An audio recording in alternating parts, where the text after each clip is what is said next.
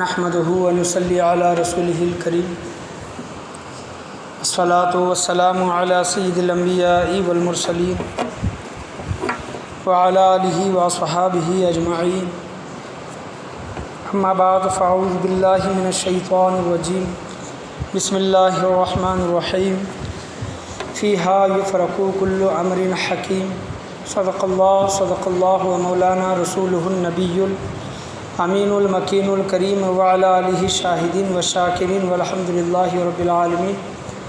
آئیے ہم اور آپ مل کر گنبد خضراء میں آرام فرمانے والے آقا، لمبے لمبے ہاتھوں سے بھیگ دینے والے داتا،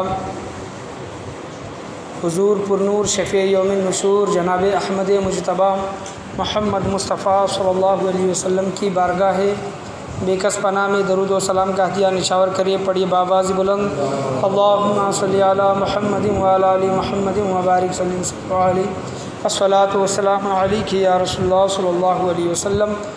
اور ایک مرتبہ نبی اور آل نبی کے بارگاہ میں درود و سلام کا ہدیہ نشاور کریں۔ اللہم صلی علی محمد وعلی آل محمد وبارک وسلم علیہ الصلاۃ والسلام علیک یا رسول اللہ صلی اللہ علیہ وسلم۔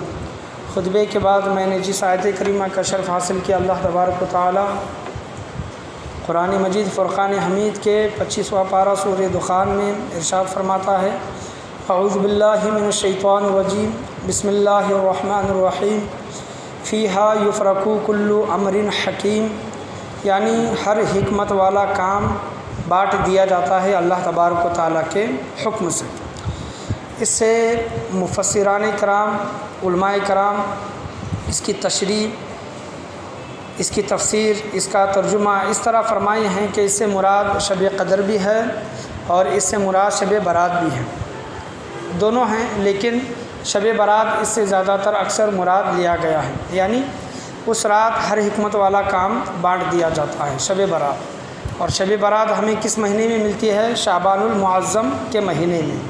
آج میری تقریر کا عنوان شعبان المعظم کی اہمیت ہمارے نزدیک کیا ہونی چاہیے شعبان کے مہینے کی، اور اللہ کے پیارے نبی صلی اللہ تعالیٰ علیہ وسلم کے نزدیک شعبان کی اہمیت کتنی تھی، اسی کے متعلق کچھ دیر کے لیے میں بیان کرنے کے لیے کھڑا ہوا ہوں۔ اللہ کے پیارے حبیب کریم صلی اللہ تعالیٰ علیہ وسلم شعبان کے مہینے کے متعلق ارشاد فرماتے ہیں کہ آج 5 شعبان المعظم ہیں۔ شعبان کے مہینے کے متعلق آپ صلی اللہ علیہ وسلم نے ارشاد فرمایا کہ شعبان میرا مہینہ ہے۔ کیا؟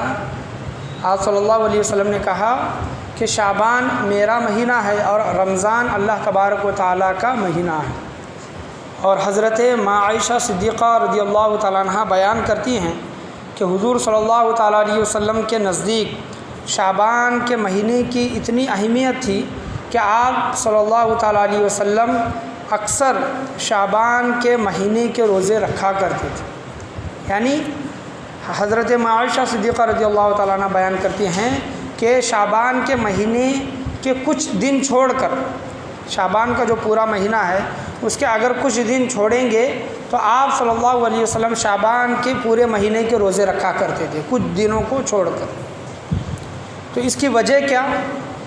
اس کی وجہ آپ صلی اللہ تعالیٰ علیہ وسلم نے یہ بیان فرمائی کہ شعبان کے مہینے میں جب شب برات آتی ہے تو یا اسی رات ہے یا پھر شعبان کے مہینے میں آپ صلی اللہ علیہ وسلم نے ارشاد فرمایا کہ امت کے اعمال لکھے جاتے ہیں، تقدیر لکھی جاتی ہے، یعنی اس کو رزق کتنا ملنا ہے، اس کی شادی کہاں ہوگی، کون کب پیدا ہوگا، کون کب مرے گا، یہ مطلب سال میں ایک مرتبہ یہ لکھا جاتا ہے۔ ویسے تو اللہ تبارک و تعالیٰ نے تقدیر پہلے سے لکھ دی ہے اور قلم سوکھ گئی ہے، سیاہی سوکھ گئی ہے، لیکن کچھ اس میں رد و بدل ہونے والا نہیں، لیکن تقدیر کے الگ الگ قسمیں ہیں۔ وہ انشاءاللہ عز و جل کبھی وہ تقدیر پر موضوع آئے گا تو انشاءاللہ میں آگے بیان کروں گا، لیکن بزرگان دین کی دعا سے، ماں کی دعا سے، پیر و مرشد کی دعا سے، صدقہ و خیرات کرنے کی وجہ سے کچھ تقدیریں بدل بھی جاتی ہیں، کسی کی نیک دعا کرنے کی وجہ سے، اچھے اعمال کرنے کی وجہ سے۔ تو اس وقت تقدیر ہر سال میں ایک مرتبہ لکھی جاتی ہے کہ کون انسان مرنے والا ہے، پیدا ہونے والا ہے، شادی کب ہونے والی ہے، رزق کتنا ملنے والا ہے، یہ تمام چیزیں جو بھی ہے سال بھر کا اس کا نامہ اعمال میں، اس انسان کے نامہ اعمال میں لکھا جاتا ہے۔ تو آپ صلی اللہ علیہ وسلم سے کسی نے شعبان کے مہینے میں جو مسلسل جو روزے رکھنے کی وجہ پوچھی، ریزن پوچھا، تو آپ صلی اللہ علیہ وسلم نے کہا کہ شعبان کے مہینے میں لوگوں کی تقدیر، اجل، موت وغیرہ لکھی جاتی ہے، موت بھی لکھی جاتی ہے شعبان کے مہینے میں۔ تو آپ صلی اللہ علیہ وسلم نے فرمایا کہ جب میری موت لکھی جائے تو میں یہ چاہتا ہوں کہ میں روزے سے رہوں۔ سبحان اللہ کی بارگاہ میں جب میرا ذکر چلے اور میرے نامہ اعمال کھلے اور لکھنے کی جب باری آئے تو آپ صلی اللہ علیہ وسلم نے فرمایا کہ میں اس وقت یہ پسند کرتا ہوں کہ میں روزوں کی حالت سے رہوں، روزے کی حالت میں رہوں۔ تو حضور صلی اللہ تعالیٰ علیہ وسلم کے نزدیک شعبان کا مہینہ بڑا ہی معتبر اور متبرک برکت والا مہینہ ہے۔ صحابہ کرام کی زندگیوں کو دیکھیں کہ جو چیز حضور صلی اللہ تعالیٰ علیہ وسلم کو پسند آئے وہ چیز صحابہ کرام اپنے لیے بھی پسند کرتے ہیں۔ مثال کے طور پر میں زیادہ گفتگو نہیں کروں گا، اطیعوا اللہ واطیعوا الرسول، جو اللہ کے رسول کی اتباع و پیروی کرتا ہے وہ اللہ کی اتباع و پیروی کرتا ہے، جو اللہ کے رسول پسند فرماتے ہیں وہی صحابہ کرام پسند فرماتے ہیں۔ حضرت انس بن مالک رضی اللہ تعالیٰ عنہ بیان کرتے ہیں کہ میں ایک روز حضور صلی اللہ علیہ وسلم کے ساتھ ان کے ساتھ دعوت پر تشریف لے گیا اور آپ صلی اللہ علیہ وسلم کے سامنے گوشت بھی رکھا گیا اور کدو بھی رکھا گیا، لیکن میں دیکھ رہا تھا، حضرت انس رضی اللہ عنہ کہتے ہیں کہ میں دیکھ رہا تھا کہ حضور صلی اللہ تعالیٰ علیہ وسلم گوشت سے زیادہ کدو کو تناول فرما رہے تھے، یعنی کدو شریف کو کھا رہے تھے، کدو۔ تو حضرت انس بن مالک رضی اللہ تعالیٰ عنہ کہتے ہیں کہ میں سمجھ گیا کہ حضور صلی اللہ تعالیٰ علیہ وسلم کو کدو بہت پسند ہے، اور حضرت انس بن مالک رضی اللہ تعالیٰ عنہ کہتے ہیں کہ اس کے بعد سے میں نے ہمیشہ کدو کو پسند کیا اور اس کو زیادہ تر میں کھانے لگا۔ کیونکہ وہ حبیب کریم صلی اللہ تعالیٰ علیہ وسلم کو وہ چیز پسند تھی۔ تو دیکھیں کہ صحابہ کرام کا بھی معاملہ یہی تھا کہ آپ صلی اللہ تعالیٰ علیہ وسلم جس چیز کو پسند فرماتے تھے صحابہ کرام بھی اس چیز کو پسند فرماتے تھے۔ سورہ بلد کی ایک آیت ہے قرآن کریم فرقان حمید 30ویں پارے کی، سورہ بلد پہلی شروع کی آیت میں لا اقسم بہذا البلد، اللہ تبارک و تعالیٰ قسم کھاتا ہے، اے حبیب کریم صلی اللہ علیہ وسلم مجھے قسم ہے اس شہر کی، لا اقسم بہذا البلد، مجھے قسم ہے اس شہر کی۔ کس شہر کی؟ شہر مکہ کی۔ اللہ تبارک و تعالیٰ نے کیوں قسم کھائی؟ آگے اللہ تبارک و تعالیٰ ارشاد فرماتا ہے کہ وَأَنْتَ حِلٌّ بِهَذَا الْبَلَدِ، کیونکہ اے حبیب کریم صلی اللہ تعالیٰ علیہ وسلم کیونکہ آپ اس شہر میں جلوہ افروز ہیں، سبحان اللہ، کیونکہ آپ اس شہر میں رہتے ہیں۔ کس شہر میں؟ شہر مکہ میں۔ شہر مکہ میں رہتے ہیں تو میں شہر مکہ کی قسم کھاتا ہوں۔ شہر مکہ کی قسم اس وجہ سے نہیں کھاتا کیونکہ وہاں پر میرا گھر ہے، شہر مکہ کی قسم اس وجہ سے نہیں کھاتا کیونکہ وہاں پر حجر اسود ہے، شہر مکہ کی قسم اس وجہ سے نہیں کھاتا کیونکہ وہاں پر مقام ابراہیم ہے، شہر مکہ کی قسم اس وجہ سے نہیں کھاتا کیونکہ وہاں پر صفا و مروہ ہے۔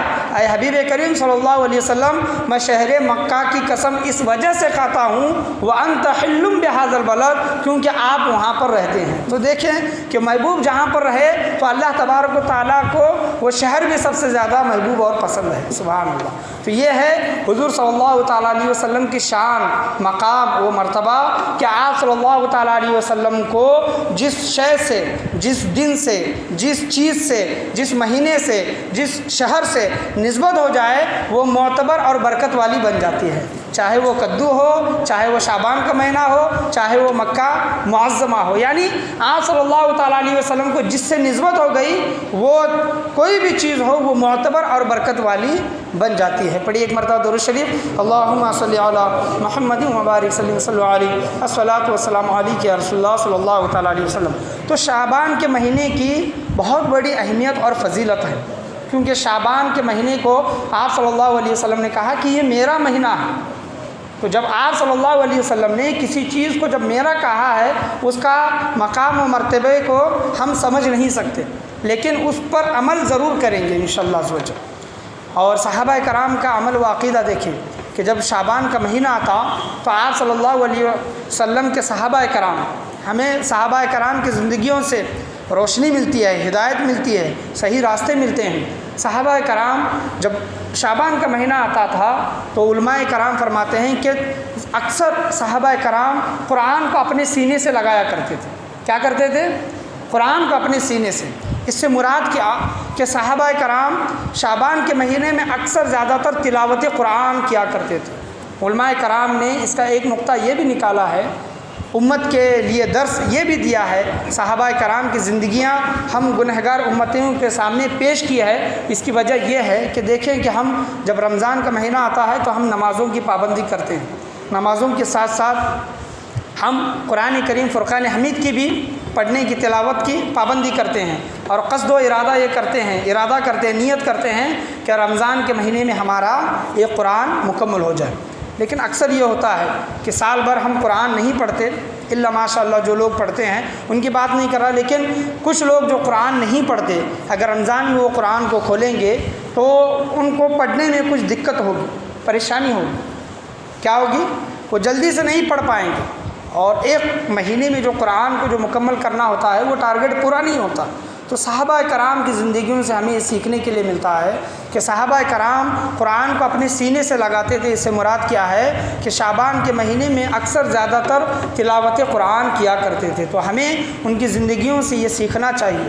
اور شعبان کا مہینہ آج ہمارے درمیان ہے، ہم شعبان کے مہینے میں آئے ہیں، تو ہمیں بھی تلاوت قرآن کثرت کے ساتھ کرنا چاہیے۔ کیونکہ اگر ہم شعبان کے مہینے میں تلاوت قرآن کریں گے تو جب رمضان کا مہینہ آتے آتے ہمارے زبانوں پر وہ قرآن کریم فرقان حمید کی تلاوت بیٹھ جائے گی، پڑھنے کی اسکل بڑھے گی، اور کیا ہوگا کہ رمضان میں ہم جو عزم کریں گے، جو ارادہ کریں گے ایک قرآن مکمل کرنا ہے، اللہ تبارک و تعالیٰ کے فضل و کرم سے اس قرآن کریم فرقان حمید کی تلاوت کر پائیں گے۔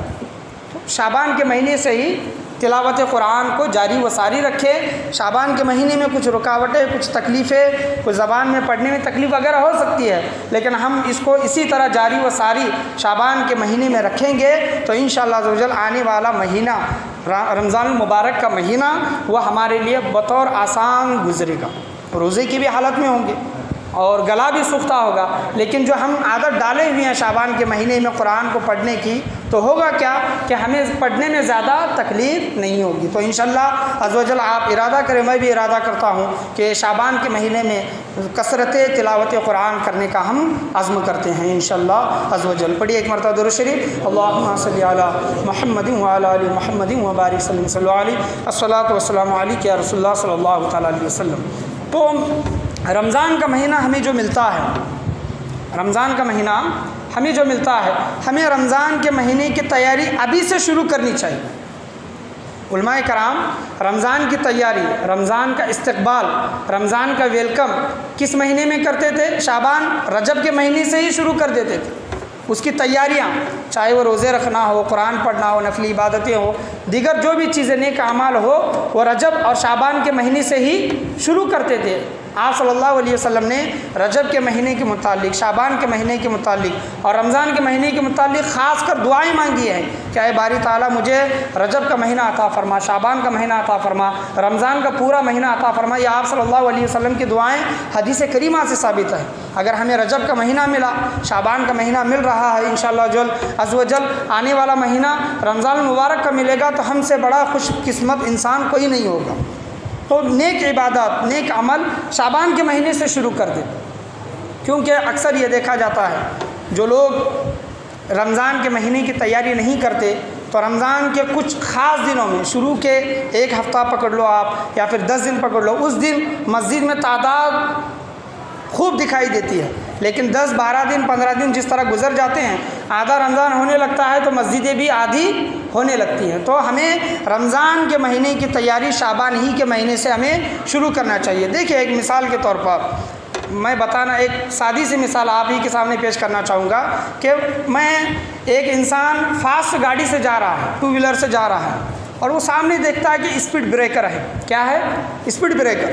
تو وہ سوچتا ہے کہ اسپیڈ بریکر ہے تو مجھے ابھی گاڑی دھیمی کرنی چاہیے، تو اسپیڈ بریکر کو پار کرنے کی وہ تیاری پہلے سے کر لیتا ہے، تو شعبان کا مہینہ ہمیں جو ملتا ہے اس کی تیاری ہمیں رمضان کا مہینہ جو ملتا ہے اس کی تیاری ہمیں شعبان کے مہینے سے ہی شروع کر دینی چاہیے، چاہے وہ نمازوں کا سلسلہ ہو، قرآن پڑھنے کا سلسلہ ہو یا پھر روزوں کا سلسلہ ہو۔ تو اللہ سے میں یہی ہمیشہ دعا کرنا چاہوں گا کہ اللہ تبارک و تعالیٰ ہمیں رمضان کی تیاری شعبان کے مہینے میں پوری کرنے کی توفیق و رفیق عطا فرمائے۔ یاد رکھیں کہ جس طرح شعبان کے مہینے میں کثرت تلاوت قرآن کرنے سے ہمیں عادت پڑ جائے گی کہ رمضان میں بھی ہم قرآن پڑھیں گے، اسی طرح شعبان کے مہینے میں بھی اگر ہم نمازوں کی پابندی کریں گے تو انشاءاللہ عز و جل ہم شعبان کا پورا مہینہ تو نمازیں پڑھیں گے ہی، رمضان کا پورا مہینہ بھی پڑھیں گے۔ جب یہ 2 مہینے نماز پڑھنے کی عادت لگ جائے گی، اللہ تبارک و تعالیٰ کی رحمت سے امید ہے کہ آنے والے شوال، ذی القعدہ، ذی الحج کے مہینوں میں بھی ہم نمازوں کی پابندی کریں گے۔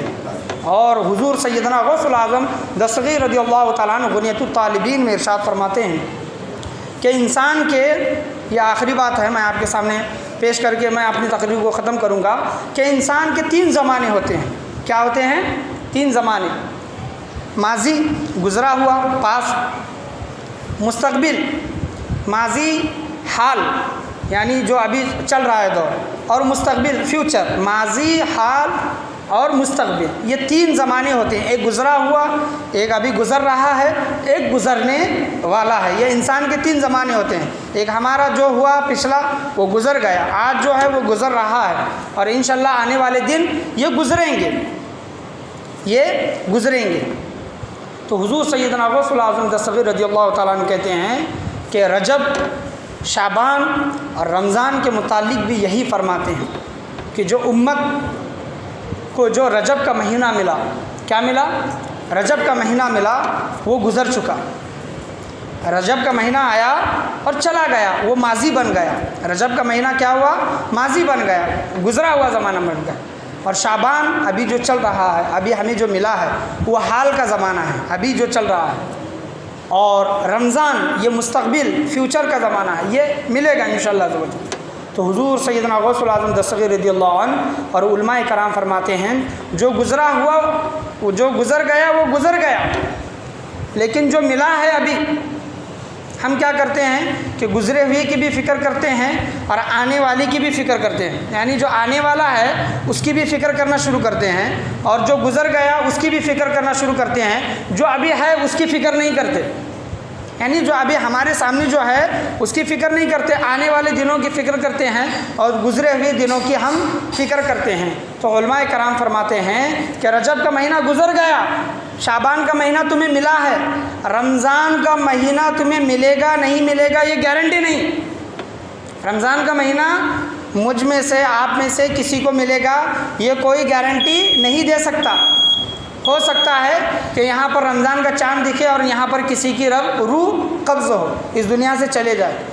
ہو سکتا ہے کہ رمضان شروع ہوا ہے اور وہاں پر فلاں کا ایکسیڈنٹ ہو گیا۔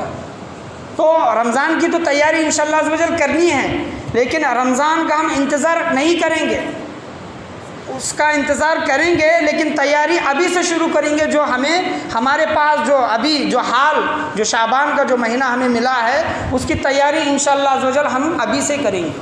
تو دیکھیں کہ اکثر یہ ہوتا ہے، حضور صلی اللہ علیہ وسلم نے جو فرمایا کہ شب برات میں لوگوں کی تقدیر لکھی جاتی ہے، لوگوں کی تقدیر لکھی جاتی ہے۔ اس مہینے میں لوگوں کی تقدیریں، موت، زندگی وغیرہ، شادی بیاہ، رزق وغیرہ، دولت، یہ سب کچھ لکھا جا رہا ہے۔ کسی کی اگر موت لکھی جا رہی ہے، کوئی مارکیٹ میں فلاں گھوم رہا ہے،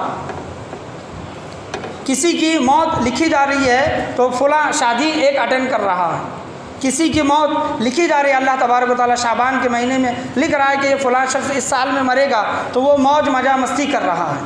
تو یہ ہمارا حال کیا ہے؟ حال کیا ہے؟ دیکھیں کہ ہم یہ گارنٹی نہیں دے سکتے کہ رمضان کا مہینہ ہمیں ملے گا کہ یا نہیں ملے گا، لیکن رجب کا مہینہ ہمیں ملا، گزر گیا، شعبان کا مہینہ ہمارے سامنے ہے، رمضان کا مہینہ ملے گا یہ کوئی نہیں بول سکتا، لیکن اللہ کی رحمت سے یہ ضرور ہم دعا کریں گے کہ اللہ تبارک و تعالیٰ مجھے اور آپ کو رمضان کا مہینہ عطا کرے۔ لیکن دعا کرنے کے ساتھ ساتھ یہ بھی امید رکھے کہ موت کا کوئی بھروسہ نہیں، ایک ہم قدم رکھیں گے، دوسرا قدم رکھنے سے پہلے یہ ہو سکتا ہے اللہ تبارک و تعالیٰ اگر چاہے تو ہماری روح قبض فرما سکتا ہے۔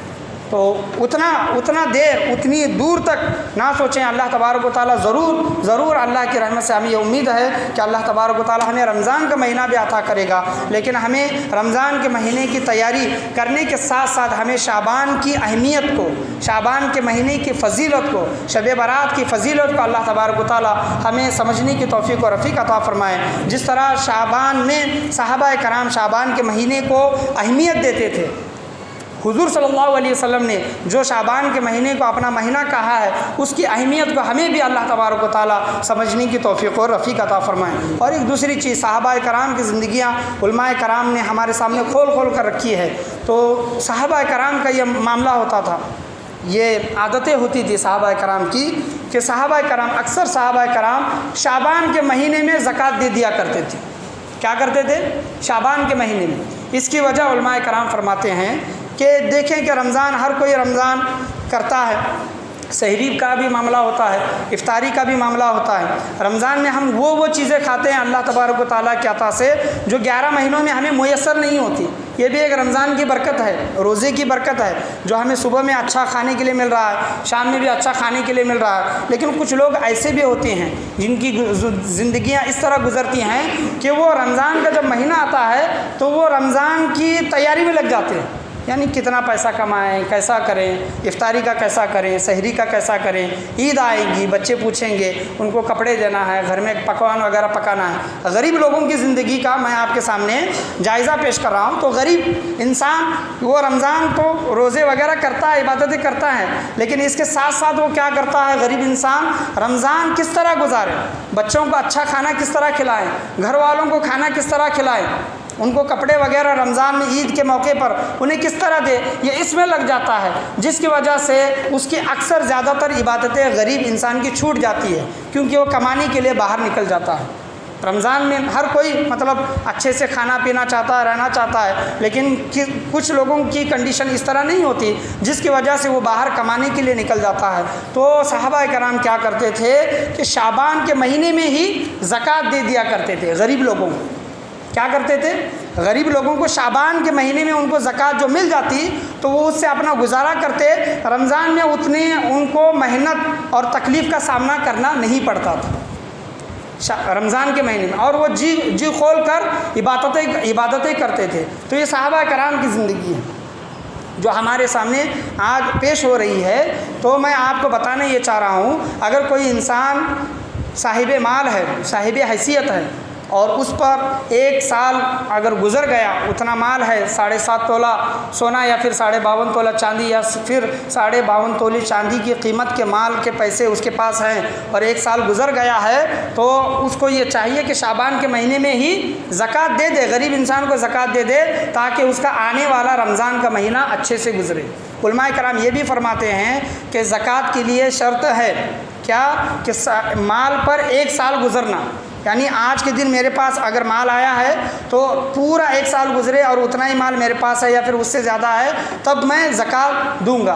لیکن علماء کرام یہ فرماتے ہیں کہ سال گزرنے سے پہلے اگر وہ 10ویں مہینے میں بھی زکوٰۃ دیتا ہے، 11ویں مہینے میں بھی زکوٰۃ دیتا ہے، 8ویں مہینے میں بھی اگر وہ زکوٰۃ دیتا ہے، سال گزر نہیں رہا لیکن وہ زکوٰۃ دے رہا ہے، تب بھی یہ بہتر اور اچھا عمل ہے. یہ علماء کرام فرماتے ہیں کہ اس کو اجازت ہے کہ وہ دے سکتا ہے. بعض لوگوں کا خیال یہ ہوتا ہے کہ رمضان کے مہینے میں اگر ہم زکوٰۃ دیں گے تو ثواب زیادہ ملے گا. بالکل حق ہے، سچ بات ہے.